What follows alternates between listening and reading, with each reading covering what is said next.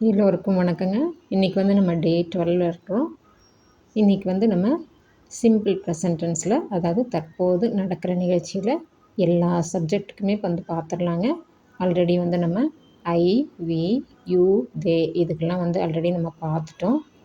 நான் வந்து டே 4ல் சொல்லியிருந்தேன், ஹீ ஷீட்டுக்கு வந்து நம்ம தனியாக பார்க்கலாம். அது வந்து ஏன் தனியாக பார்க்கலான்னு சொல்லியிருந்தேன். ரீசன் என்னென்னா, ஐ, வி, யூ, தே இந்த 4 சப்ஜெக்ட்டுக்கு வந்து பார்த்திங்கன்னா வெர்பு மட்டும்தான் நம்ம போடுவோம். அடுத்தது வந்து பார்த்திங்கன்னா ஹீ ஷீட்டுக்கு நம்ம வெர்பு கூட எஸ் சேர்த்து பேசணுங்க.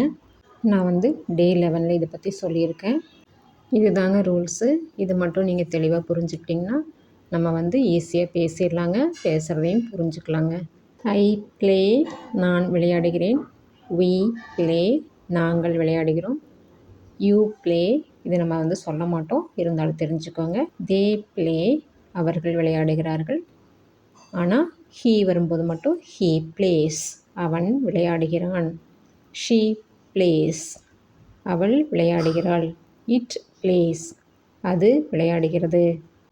ஒரு குட்டி நாய் விளையாடுகிறது அப்படிங்கும்போது இட் ப்ளேஸ் அப்படின்னு சொல்லலாங்க.